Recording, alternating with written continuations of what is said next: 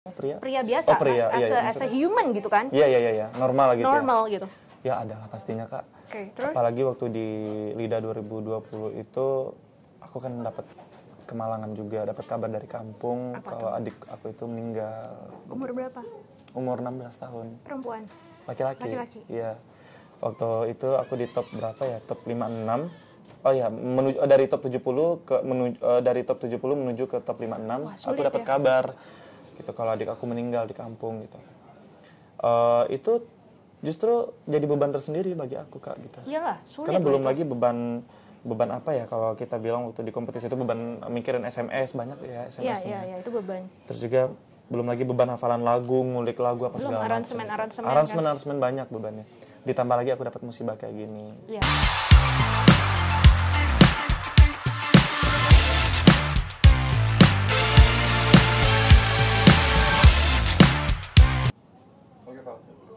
Halo Sobat Bintang, saya Valeska Suisa kembali di Bincang Bintang Update. Dan kali ini saya kedatangan tamu, seorang penyanyi dangdut muda, cakep, ya manis lah ya, ganteng, yang sekarang lagi happening di FTV itu loh, Pintu Berkah yang spiritual. Inilah dia Mas Devri Julian. Betul? Halo, ini sapaannya apa ini? Sahabat Bintang. Sahabat Bintang, hai semuanya, salam kenal, aku Devri. Familiar gak mukanya nih guys? Yang Familiar nggak ya? Yang suka memberikan pesan-pesan moral Iya, lewat ujangan-ujangan actingnya ya. hidayah gitu ya. Ujangan hidayah. Hai Devri, apa kabar? Kabar baik, Kak Vales. Gimana kabarnya? Aku alhamdulillah saya masih hidup, Dev. Masih hidup Bersyukur ya? Sama masih dong hidup. berarti ya. Kita sudah melewati badai kehidupan berapa kali kan? Wow. Pandemi sekali, 2 kali kan, sampai hari ini masih bisa hidup dan masih bisa tertawa di depan kamera. It's a wonderful thing, right? Nah, Devri ini ternyata aku baru tahu. Kalau selama ini kita kedatangan ada Gunawan, ada Hari, ada siapa tadi? Nia, ada Meli.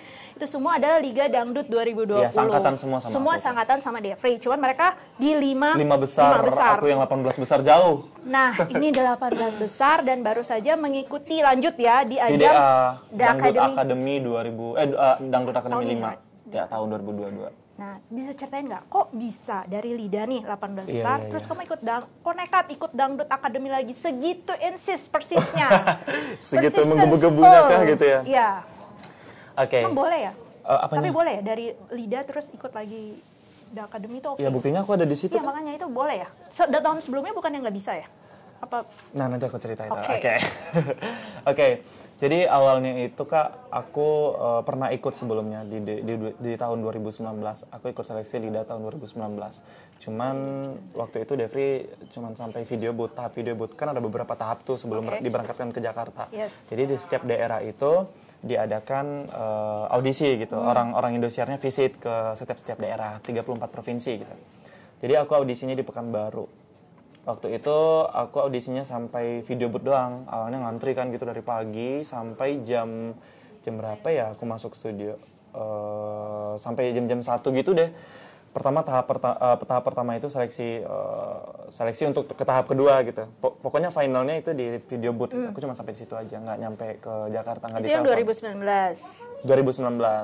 Nah, pada saat 2019 akhir diadakan audisi LIDA 2020. Nah, aku ikut tuh LIDA 2020. Sama prosesnya gitu.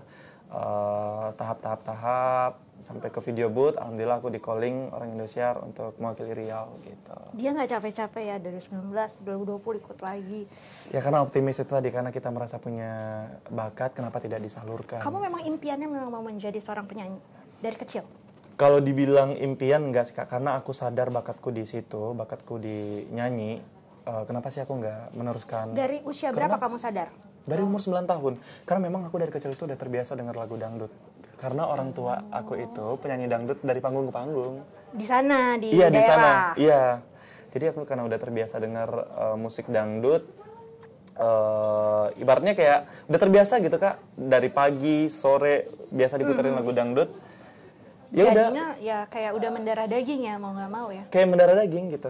Oke. Aku coba-coba ikutin nyanyi-nyanyinya, dan ternyata aku dikomentarin waktu itu sama ibu waktu kecil itu. Dibilang gini, wah bagus juga ternyata suara kamu nyanyi dangdut ya gitu katanya. Nah dari situ aku mulai dilatih ibu, dilatih ayah gitu, nyanyi dangdut. Tapi sebelumnya berarti udah sering ikut lomba-lomba Justru belum di pernah. daerah? Sama sekali? Kalau lomba-lomba secara pribadi aku yang niat ikut itu enggak. Cuman aku suka diutus sekolah gitu, kayak FLS2N Udah sering ya? gitu. Jadi perwakilan dari sekolah? Iya kayak gitu. Tapi kalau kayak aku yang ikut sendiri itu enggak. Cuman di LIDA 2019, LIDA Itu yang 2020. baru benar-benar ikut ajang perlombaan kompetisi yang besar Ya, langsung ya? gitu. Oke, di 2020 kamu masuk sampai di 18 besar. 2020 18 besar. Apa sih yang kamu lihat dari perjuangan ke perjuangan ya? Karena kamu kan ada beberapa tahap kamu lalui. Tantangan terbesarnya apa sih dan yang tersulit buat Devri sebagai anak rantau ya, yang berusaha mewujudkan impian di kota Jakarta? Tantangannya di luar kompetisi apa pas ketika kompetisi itu? Saat kamu ini dalam Saat berkompetisi. Kalau tantangan eksternalnya, maksudnya di luar kompetisinya itu kan nggak ada sih gitu ketika kompetisinya, karena aku kan di dalam asrama tuh, jadi masih di bawah naungan orang Indosiarnya gitu. Jadi kayak rivalnya itu nggak kerasa, persaingan di luar itu nggak kerasa. Persaingan yang aku rasakan itu ketatnya itu ketika di panggung. Di gitu. luar ya? Semua pada bagus-bagus, karena aku ngerasa juga ya itu tadi bagus-bagus gitu kan, terus juga SMS-nya tinggi-tinggi, antusiasnya sama-sama luar biasa ke kita sesama peserta. 2020 itu soalnya lumayan qualified ya, kontestan-kontestannya agak berat ya di situ ya. Iya kan? Iya betul. Kamu sempat down nggak sih, sempat jiper nggak sih menghadapi wow gila dari itu berat-berat loh kayaknya. Kalau down sih enggak ya, kayak maksudnya nervous. Kalau nervous pasti, kalau nervous tampil di panggung pasti. Cuman kalau down ngelihat lawan bagus-bagus, aku justru enggak. Justru aku terpacu biar lebih bisa nyalip lagi. mereka. Okay. Maksudnya biar bisa lebih bagus gitu dari rival-rival aku gitu-gitu. Oke. Terus saat kamu hanya sampai di 18 besar sebagai seorang perias biasa, ada rasa sedih nggak sih? Perias apa pria? Pria biasa. Oh, pria. As a human gitu kan? Iya. Normal gitu. Normal gitu. Ya ada lah pastinya Kak. Terus? Apalagi waktu di LIDA 2020 itu aku kan dapat kemalangan juga, dapat kabar dari kampung kalau adik aku itu meninggal. Umur berapa? Umur 16 tahun. Perempuan? Laki-laki. Iya. Waktu itu aku di top berapa ya? Top 56. Oh ya, dari top 70 dari top 70 menuju ke top 56. Wah, sulit, aku dapat kabar gitu kalau adik aku meninggal di kampung gitu. Itu justru jadi beban tersendiri bagi aku Kak gitu. Iyalah, sulit. Karena belum lagi beban apa ya, kalau kita bilang waktu di kompetisi itu beban mikirin SMS banyak ya SMS-nya. Iya, itu beban. Terus juga belum lagi beban hafalan lagu, ngulik lagu apa segala macam. Aransemen banyak bebannya. Ditambah lagi aku dapat musibah kayak gini gitu. Dan ketika itu mood pasti nggak banget ya. Berantakan banget aku. Iya, sementara pekerjaanmu butuh mood itu, right? Ya, kayak gitulah. Terus juga nggak lama setelah beberapa waktu adik aku meninggal, aku tampil gitu 3 hari apa 2 hari gitu selangnya gitu. Iya. Aku langsung tampil gitu. Kebayang nggak sih Kak bebannya gimana gitu, beban di atas panggung gitu. Iya. Ditambah aku waktu itu nyanyiin lagu Kehilangan dari Lagunya Bapak itu Aji lagi? Roma. Iya, lagu Kehilangan. Aku tuh kayak nggak kuat air mata, kayak pokoknya sedih banget. Aku tuh merasa di bawah gitu. Down. Pastilah. Kamu disorot, you are on cam, lampu di mana-mana. Orang cuma mau lihat kamu yang perfect kan di depan. Betul. Tapi sebenarnya hati kamu rontok saat itu. Banget. Terus ditambah lagunya sedih. Kamu nangis nggak di atas panggung? Aku menahan nangis gitu. Itu lebih susah lagi loh buat kualitas vokal, pakai nahan nangis, hati mood. Justru after itu aku nangis gitu. Aku selesaikan, aku berpikir yang namanya umur ya pasti nggak ada yang tahu lah gitu ya. Betul. Ya yang udah, kalau udah diambil Tuhan ya kita bisa apa gitu. Kita cuma bisa mengikhlaskan gitu ya kayak. Ya aku selesaikan lah profesional gitu. Profesional, ibaratnya kalau dikerjain profesional dalam bekerja gitu. Adikmu kenapa sakit atau? Dia kecelakaan Kak. Kecelakaan tunggal gitu, jatuh dari motor. Oh ya ampun. Dan kamu nggak bisa pulang juga ya? Bisa pulang, aku dipulangin gitu. Sempat. Aku dapat kabarnya malam, waktu itu aku juga on air waktu itu, pembagian grup atau apa aku lupa waktu itu ya. Selepas turun dari panggung, aku tiba-tiba nih diamankan lah sama tim-tim kreatif Indonesia, dibawa ke kamar. Kayak memastikan lah gitu, Devri, bener nggak ya, kamu punya adik nggak yang namanya Hekal? Oh iya saya punya adik. Gitu. Karena yang nelpon dari kampung itu waktu itu bukan keluarga Devri justru, orang lain yang ngambil handphone ayah gitu, buat calling Devri, buat calling tim kreatif gitu. Intinya mereka itu memastikan lah gitu, dan taunya benar gitu. Mereka bilang adik kamu udah pulang duluan. Aku kaget dong, pingsan di tempat kayak gitu. Ujian ya.